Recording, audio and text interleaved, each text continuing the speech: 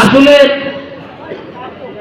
আমরা দীর্ঘ 17 বছর ফ্যাসিস্ট আওয়ামী লীগের বিরুদ্ধে গণতন্ত্র পুনরুদ্ধার করার জন্য আজকের এই 12ই ফেব্রুয়ারি নির্বাচন পাওয়ার জন্য আমরা যেন আমাদের বাক স্বাধীনতা ফিরে পাই, মনের কথা বলতে পারি, একটি উৎসবমুখর পরিবেশে জননেতা নির্বাচন করতে পারি, তার জন্য তারেক রহমানের নেতৃত্বে আজকের এই নির্বাচন। তাই আমি সর্বপ্রথমে শহীদ রাষ্ট্রপতি জিয়াউর রহমান সহ তার সহধর্মিনী বাংলার বারবার নির্বাচিত প্রধানমন্ত্রী মরহুম খালেদা জিয়া সহ আমাদের জননেতা তারেক রহমান সহ সকলের প্রতি সশ্রদ্ধ সালাম জানিয়ে আমি শুধু এটুকু বলতে চাই, আমাদের দীর্ঘ রাজপথে নানান কষ্ট করে আমরা যে এই গণতন্ত্র পুনরুদ্ধার করতে পেরেছি, দীর্ঘ 17 বছর আমরা আমাদের স্বাধীন কথা বলতে পারিনি, আমরা আমাদের অধিকার আদায়ের কথা বলতে পারিনি, ন্যায় শাসন পাইনি, আমরা আমাদের এলাকার কোনো উন্নয়ন পাইনি, ভোট নাগরিক অধিকার, সেই ভোট আমরা উৎসবমুখর পরিবেশে দিতে পারিনি। সেই ভোটের সময় আমরা আমাদের কোনো নেতাকর্মী সহ কেউ বাড়িতে থাকতে পারিনি। তাই আমরা আজকে গণতন্ত্র ফিরে পেয়েছি, আজকে আমাদের অধিকার আদায়ের বিষয়। এই জন্য আপনারা আজকাল সবার হাতেই মোবাইল আছে, আপনারা দেখতে পারেন যে তারুণ্যের অহংকার তারেক জিয়া উনি দেশে গণতন্ত্র প্রতিষ্ঠার জন্য এই বাংলার মানুষের দুঃখ কষ্ট লাঘব করার জন্য যে ত্যাগ এবং তিতিক্ষা স্বীকার করে যাচ্ছেন, তাহলে আমাদেরকেও আগামী 12ই ফেব্রুয়ারি নির্বাচনটা একটা উৎসবমুখর পরিবেশে যেন আমরা করতে পারি, তার জন্য আমাদের সকলের কাছে দাঁড়ে দাঁড়ে ভোট দেওয়ার জন্য যেতে হবে, আমরা সকলে ভোটে কেন্দ্রে যেতে হবে। আর আমাদের যে প্রার্থী মানিকগঞ্জ জেলার মধ্যে অন্যতম সুনামখ্যাত একটা পরিবার, যার বাবা ছিলেন শিল্পপতি, যিনি অত্যন্ত সুশিক্ষিত একজন ইঞ্জিনিয়ার। দেখেন, ওনার সাথে কথা বলতে আমাদের কারো কোনো টিকিট লাগে না, আমরা যার কাছে সাদরে যেতে পারি, মনের কথা বলতে পারি, সেই প্রার্থী আমাদের। আমরা হরিরামপুরে অবহেলিত, আমাদের উন্নয়নমূলক কাজ আগে হয়নি এবং আমাদের প্রার্থী আজকে তিনি প্রধান অতিথি, তাকে আমি অনুগ্রহ করে জানাতে চাই যে এখান থেকে মাত্র 500 গজ পরে আমাদের পদ্মা, এই পদ্মার করার গাছ থেকে যেন আমরা রক্ষা পাই। এই জন্য আমাদের সর্বপ্রথমই আপনার কাছে চাওয়া, সাধারণ জনগণের পক্ষ থেকে আমরা যেন এই পদ্মার বেড়িবাঁধ সহ এই কাজটা দ্রুত গতিতে করতে পারি। আমরা আপনাকে ব্যাপক ভোট দিয়ে আমরা নির্বাচিত করব। আমাদের ন্যায্য অধিকার কৃষকের সার, কৃষক যেন সার পায়, সাধারণ মানুষ যেন তার ন্যায় অধিকার প্রতিষ্ঠার জন্য আমাদের যে তারেক জিয়ার 31 দফা প্ল্যান হয়েছে ফ্যামিলি কার্ড, সেই ফ্যামিলি কার্ডেরও যেন আমরা সুফলভোগী হরিরামপুরবাসী হয়। হরিরামপুরবাসী একটা নদী শিরস্তি এলাকা, হরিরামপুরে 13টা ইউনিয়নের ভিতরে আপনার 7টা ইউনিয়নই পদ্মা নদীর গর্ভে বিলীন হয়ে গেছে। আমাদের এই এলাকার মানুষের প্রাণের দাবি,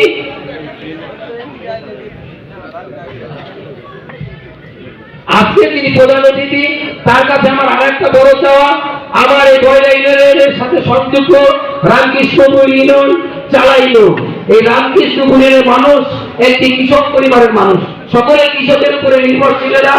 এরা যেন এই 22টা বেড়িবাঁধ থেকে একেবারে ভিক্ষা বাজার পর্যন্ত, মানিকনগর পর্যন্ত পাকা রাস্তায় এরা মালামাল পরিবহন করতে পারে, সেই দাবি আমার সাধারণ জনগণের পক্ষ থেকে।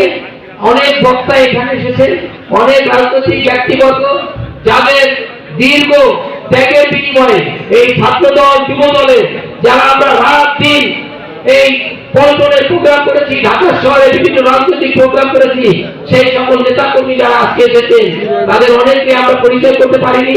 এটা আমি তাদের কাছে ক্ষমা চেয়ে নিচ্ছি যে আপনারা কেউ কিছু মনে করবেন না, আসলে দাদার অনেকগুলো প্রোগ্রাম আছে, তারপরে না বললেই হয় না। আমার বয়লা ইউনিয়নে আমাদের ছোট ভাই আলমাস যুবদলের যুগ্ম আহ্বায়ক, আমাদের ছোট ভাই মিরাজ, লালমিয়া চাচা, মহর আলী, ফারুক সিদ্দার, তাইব আলী, আতোয়ার ভাই সহ আমাদের অনেক নেতা কর্মী সারাদিন কষ্ট করে এই প্রোগ্রামটাকে বাস্তবায়ন করার জন্য যে ত্যাগ স্বীকার করেছেন, তাদের প্রতি আমি কৃতজ্ঞতা প্রকাশ করে, এবং আজকে যারা এই দাদাকে দেখার জন্য, দাদার মুখের কথা শোনার জন্য আমাদের মাঝে এসেছেন, সকলের প্রতি আমি শ্রদ্ধা জানিয়ে আগামী 12 তারিখ আমরা সকলে সকাল সকাল আমরা ভোট দিব, মা বোনদেরকে উৎসাহিত করব। আমাদের শুধু ওই সকল ফ্যাসিস্ট যারা আওয়ামী লীগ করে মানুষের উপরে জুলুম অত্যাচার করেছে তাদেরকে পরিহার করে বর্ণ নির্বিশেষে সকল মানুষ নিয়ে যেন উৎসবের সাথে নির্বাচনটা উপভোগ করতে পারি, ধানের শীষে ভোট দিয়ে জয়যুক্ত করতে পারি। শান্ততাকে এই আশা ব্যক্ত করে সকলের প্রতি সালাম দিয়ে আমি শেষ করছি। ধন্যবাদ সকলকে। আসসালামু আলাইকুম। আমরা হরিরামপুরে ট্রেজার দিয়ে মাটি উত্তোলনের ব্যবসাটা শুরু হয়েছে আজকে 4 বছর যাবত। এখানে প্রায় 25-30 কোটি টাকার রাজস্ব সরকার পেয়েছে, কিন্তু আমার বয়ার মানুষ, হরিরামপুরের মানুষ এখান থেকে কিছু পায়নি দাদা। এই টাকাটা কোথায় খরচ হয়েছে, কিভাবে খরচ হয়েছে হরিরামপুরের মানুষ জানে না। তাই আমার একটা দাবি থাকবে, হরিরামপুর শেষ হয়ে গেছে, 60% পর্যায়ে চলে গেছে। অনেক নেতা, অনেক এমপিরা মানুষকে আশ্বাস দিয়েছে, কিন্তু এই পদ্মার ভাঙন বোধ হয়নি, এই গেজার বন্ধ হয়নি। সাধারণ মানুষের কল্যাণে যেহেতু এই পদ্মার মাটি উত্তোলন সরকার কেন এটা বালুমহল ঘোষণা করলো, আমার কাছে প্রশ্ন এখানে। এই টাকা তো হরিরামপুরের মানুষের পিছনে ব্যয় হওয়ার কথা, একটা টাকাও হরিরামপুরের মানুষের পিছনে ব্যয় হয়নি। এই টাকা কোথায় গেছে তারও ব্যয় হয়নি। এই একটা অনুরোধ, আমরা দাদা হরিরামপুরে যারা বিএনপি করি রাজপথে চলেছি, শুধু আপনাকে একটা কথাই বলি, আমার শ্রদ্ধেয় বড় ভাই হান্নান নিদা, আমার শ্রদ্ধেয় মামা বাবুল হাজি, আফরোজা খান রিতা আপা এবং আপনার পরে হরিরামপুরে যদি কোনো নেতা কর্মীরা কোনো অর্থনৈতিক সহযোগিতা করে থাকে, সে রাজপথের লড়াইয়ের জন্য মাইক্রো ভাড়া, বাস ভাড়া, হোন্ডার তেলের টাকা, বেকার ছেলেদের অর্থনৈতিক সহযোগিতা, এই 2 জন মানুষের কাছ থেকে আমরা পেয়েছি। অনেক নেতারাই আমাদের সার্বিক সহযোগিতা করেছে। তাই আমি আপনার কাছে একটা দাবি করব, এই পদ্মাটা শুধু, আর আমাদের যে আমরা কর্ম ব্যস্ততার মধ্যে থেকেও যে কর্মজীবন প্রতিষ্ঠা করে হরিরামপুরে যেভাবে চলছি আল্লাহ ভালো রেখেছে, শুধু পদ্মাটা শুধু আপনি একটু দেখবেন, এটা আমাদের জোর দাবি। পাশাপাশি আমি আমার ছোট ভাই ইমরানের একটা কথার উত্তর না দিলে আমি খুব নিজেকে অপরাধী মনে হচ্ছে। আমি 20 বছর বয়সে ইউনিয়ন পরিষদের দায়িত্ব পালন করছি। তবু দাদা আমি ভুল বুঝবেন না, শুধু ইমরানকে বলার জন্য আমি শুধু দড়িকান্দির মানচিত্রটা বলি। বাবুল মামার বাড়ি থেকে যে আসলে এখান দিয়ে ঘুরে আবার বাবুল মামার বাড়ি হয়ে পাহিরচর গ্রাম এখানে যাবেন, এটা সম্পূর্ণ কার্পেটিং রাস্তা। আমার এই বয়রা ইউনিয়নে নতুন যে ফরিদ মিয়া চেয়ারম্যান হয়েছে, সেও কিছু কাজ করেছে। তবে এই জায়গা যারা আছে, কোনো মানুষ বলতে পারবে না বয়রা ইউনিয়নে কোন কাঁচা রাস্তা আছে। বয়রা ইউনিয়নে কার্পেটিং ইট সোলিং রাস্তা, এর বাইরে কি কোন কাঁচা রাস্তা আপনাদের এখানে আছে? ছোটখাটো টুকটাক 1-2টা কাজ আছে, তাছাড়া পুরো রাস্তাটাই আমাদের একারে ম্যাপের মতো কার্পেটিং রাস্তা হয়ে গেছে। তো ইমরান ছোট ভাই কেন কিসের জন্য বলেছে, এখানে অনেকেই জনপ্রতিনিধি ছিলেন। বয়রা ইউনিয়নটা প্রপার ইউনিয়ন, এখানে বীর মুক্তিযোদ্ধা আওলাদ হোসেনের বাড়ি, বীর মুক্তিযোদ্ধা সৈয়দ বামুনিয়ার বাড়ি, এখানে আমরা সবাই ছিলাম। তো এটা আমার হলো খুব কষ্ট লাগলো যে ইমরান কিন্তু রাজপথের লড়াকু সৈনিক, এই দলের জন্য অনেক ভূমিকা ওর আছে, আমাকে না। সেটা এটা মানুষের ভ্রান্ত ধারণা হলে আমরা কিন্তু নেতাদের প্রতি শ্রদ্ধা।